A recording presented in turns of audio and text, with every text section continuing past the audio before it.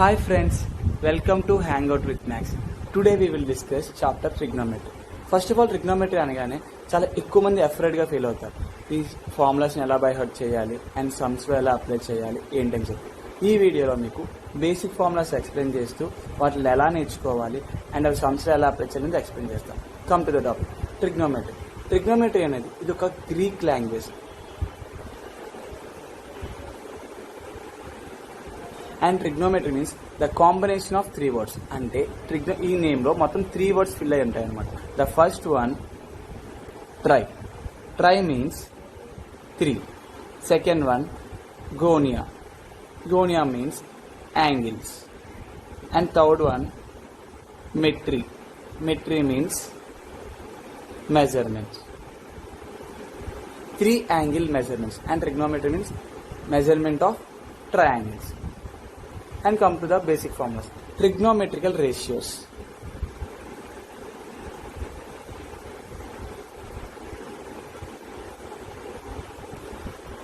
Total trigonometric ratios 6 ఉంటాయండి. ఆ 6 ఏంటంటే sin theta, cos theta, tan theta, cot theta, secant theta and cosecant theta. ఈ 6 రేషియోస్కి formulas ఎలా find out చేయాలో మీకు ఇప్పుడు ఎక్స్ప్లెయిన్ చేస్తాం. First of all will take one right angle triangle. జాగ్రత్తగా వినండి. ఈ రైట్ యాంగిల్ ట్రయాంగిల్లో మొత్తం 3 సైడ్స్ ఉంటాయి. ఈ 3 సైడ్స్కి ఈచ్ సైడ్కి ఒక నేమ్ అనేది ఉంటాయి. ఆ 3 నేమ్స్ ఏంటంటే base, perpendicular and hypotenuse. Okay, బేస్ని బి అనుకోండి, పర్పెండిక్యులర్ పి అనుకోండి, హైపోటెన్యూస్ హెచ్. ఈ 3 సైడ్స్లో బేస్ ఎక్కడ వస్తుంది, పర్పెండిక్యులర్ ఎక్కడ వస్తుంది అండ్ హైపోటెన్యూస్ ఎక్కడ వస్తుంది అని మనకు తెలియదు. ఫస్ట్ ఆఫ్ ఆల్ దాన్ని ఎలా ఫైండ్ అవుట్ చేయాలో మీకు ఎప్పుడు ఎక్స్ప్లెయిన్ చేస్తాను. అండ్ ఈ రైట్ యాంగిల్ ట్రయాంగిల్లో ఈ టీటా అనేది ఎక్కడ మెన్షన్ చేస్తామో, అంటే ఈ యాక్యూట్ యాంగిల్ అనేది ఎక్కడ మెన్షన్ చేస్తామో ఆ ప్లేస్, అంటే ఈ ప్లేస్ బేస్ అవుతుంది. బేస్ ఆర్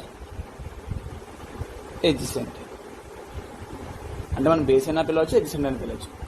ఈ యాక్యూట్ యాంగిల్కి ఆపోజిట్లో ఉన్న side name perpendicular or opposite అని పిలుస్తాం. And remaining side hypotenuse. Okay, base, perpendicular and hypotenuse. Right angle triangle acute angle ఎక్కడ మెన్షన్ చేసుకుంటామో ఆ ప్లేస్ కాస్త బేస్ అవుతుంది. అండ్ ఆపోజిట్లో ఉన్న side perpendicular and remaining side hypotenuse. Okay, వీటిని యూజ్ చేసుకొని మన రేషియోస్ ఎలా ఫైండ్ అవుట్ చేయాలో మీకు ఎక్స్ప్లెయిన్ చేస్తాం. టోటల్ మన 6 రేషియోస్. ఈ 6 రేషియోస్లో మనం 3 రేషియోస్ అనేది మనం ఫైండ్ అవుట్ చేస్తే రిమైనింగ్ 3 రేషియోస్ ఈజీగా మనం ఫైండ్ అవుట్ చేయగలం. First 3 ratios. Sine theta. Sine theta ఏంటంటే perpendicular by hypotenuse.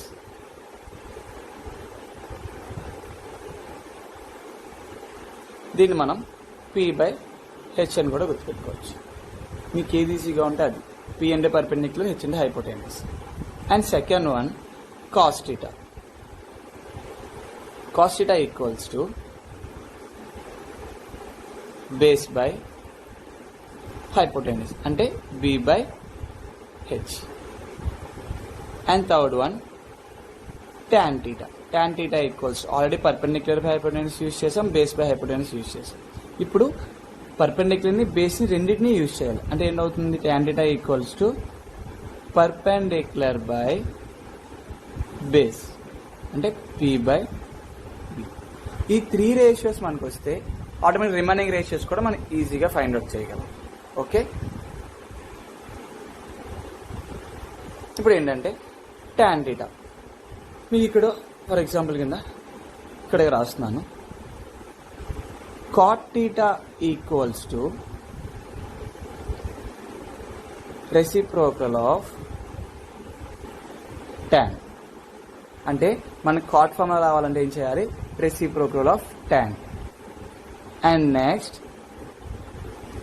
Secant theta కావాలంటే reciprocal of cos. And cosecant కావాలంటే రెసిప్రోకల్ ఆఫ్ సైన్ అన్నమాట. ఫైన్ వచ్చేద్దాం. ఇప్పుడు కాట్ అంటే ఏమనుకున్నాం, రెసిప్రోకల్ ఆఫ్ tan కదా, అంటే tan ఫార్ములా ఏంటి, పర్పెండిక్యులర్ బై బేస్. దీన్ని మనం రెసిప్రోకల్ చేయాలి. రెసిప్రోకల్ చేస్తే ఏమొస్తుంది, cot theta equals to base by perpendicular. Reciprocal చేస్తే బేస్ పర్పెండిక్యులర్ వచ్చింది. దీన్ని ఎలా రాస్తాం మనం, b by p. and next secant theta. Secant theta equals to, secant theta ఏమనుకున్నాం, reciprocal of cos. Cos formula ఏంటి, బేస్ బై హైపోటెనస్. అంటే మనకి secant అంటే ఏంటి, రెసిప్రోకల్ ఆఫ్ కాస్. అంటే ఏమవుతుంది, హైపోటెనస్ బై బేస్, అంటే h by b. And last one cosecant theta. cosecant theta ఏమనుకున్నాం, reciprocal of sine. Sine formula ఏంటి, పర్పెండిక్యులర్ బై హైపోటెనస్. అంటే మనం ఇప్పుడు దాన్ని ఏం చేయాలి, రెసిప్రోకల్ చేయాలి. cosecant theta equals to hypotenuse by perpendicular, అంటే h బై p. మనం ఈ 6 రేషియోస్ నేర్చుకుంటే ఆటోమేటిక్గా సమ్స్ ఈజీగా అప్లై చేసుకోవచ్చు. ఫర్ ఎగ్జాంపుల్, ఇప్పుడు మనకి 3 సైడ్స్ ఉన్నాయి అండ్ ఈచ్ కార్నర్ కి మనం ఆల్ఫాబెటిక్స్ అని మెన్షన్ చేసుకుంటాం, for a, b and c. ఇప్పుడు యాక్యూట్ యాంగిల్ దగ్గర ఏ దగ్గర ఉన్నప్పుడు ఏముంటాయి, ఏ ఫార్ములాస్ వస్తాయి, బి దగ్గర ఉన్నప్పుడు ఏమొస్తాయి, సి దగ్గర ఉన్నప్పుడు ఏమొస్తాయి. మనకి రేషియోస్ అనేవి ఎప్పటికీ చేంజ్ అవ్వవు. ఓకే, ఫర్ ఎగ్జాంపుల్ ఏ దగ్గర యాక్యూట్ యాంగిల్ ఉంది అనుకున్నాం, ఇవన్నీ ఏ దగ్గరే ఉన్నాయి. ఇది బేస్ అవుతుంది, పర్పెండిక్యులర్ హైపోటెనస్ అవుతుంది. ఆల్ఫాబెటిక్స్ కూడా మన ఎలా వస్తాయి, సేమ్ ఇలాగే ఉంటాయి. టీటాకి ఏమున్నాయి, ఏ కూడా అలాగే వస్తాయి. అండ్ బి కూడా సేమ్ అదే ప్లేస్లో ఉంటాయి. అండ్ సి వచ్చేటప్పటికి ఫార్ములాస్ అనేది చేంజ్ అవ్వవు, ఆల్ఫాబెటిక్స్ ఒక్కటే చేంజ్ అవుతాయి. అవి ఎలా అనేది మీకు ఇప్పుడు ఎక్స్ప్లెయిన్ చేస్తాను. ఇప్పుడు యాక్యూట్ యాంగిల్ ఏ దగ్గర ఉన్నప్పుడు ఫార్ములాస్ అనేది మీకు ఎలా ఎక్స్ప్లెయిన్ చేస్తాను. యాక్యూట్ యాంగిల్ ఏ దగ్గర ఉన్నా, టీటా దగ్గర ఉన్నా సేమ్ ఫార్ములాస్ అయితే మనకు అలాగే ఉంటాయి సేమ్గా. అండ్ ఆల్ఫాబెటిక్స్ కూడా చేంజ్ అవ్వవు. అంటే ఏ దగ్గరకు వచ్చేప్పటికి ఏమవుతుంది, బేస్లో ఏమన్నది ఏబి, పర్పెండిక్యులర్లో బీసీ, హైపోటెనస్ ఏసీ.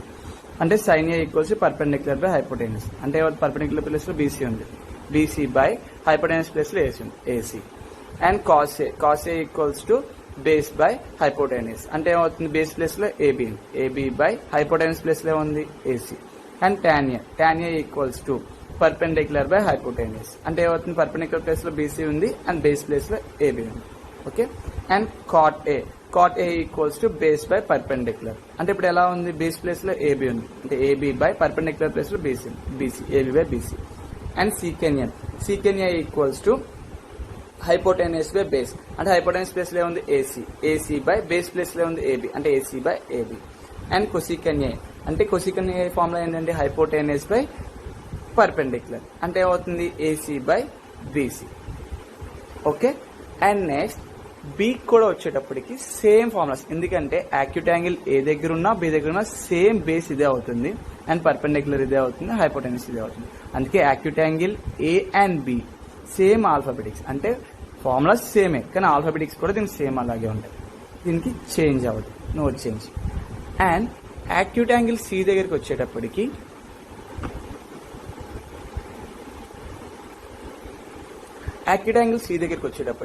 మనకి ఏమవుతుంది, ఫార్ములాస్ సేమ్ అలాగే ఉంటాయి కానీ చేంజ్ అయ్యేది ఏంటంటే ఓన్లీ ఆల్ఫాబెటిక్స్ చేంజ్ అవుతాయి. సైన్ సి ఫార్ములా ఏంటి, మనకి సైన్ ఫార్ములా ఏంటి, పర్పెండిక్యులర్ బై హైపోటెనస్, సేమ్ అదే ఫార్ములా. కానీ ఇక్కడ ఏం చేంజ్ అయ్యాయి, ఆల్ఫాబెటిక్స్ చేంజ్ అయ్యాయి. అంటే ఇక్కడ ఏమొచ్చింది, సి దగ్గర యాక్యూట్ యాంగిల్ ఉంది కాబట్టి బేస్ ఇక్కడ ఈ సైడ్ బేస్ అవుతుంది, దీనికి ఆపోజిట్ లో ఉన్నది పర్పెండిక్యులర్ అవుతుంది, రిమైనింగ్ సైడ్ హైపోటెనస్ అవుతుంది.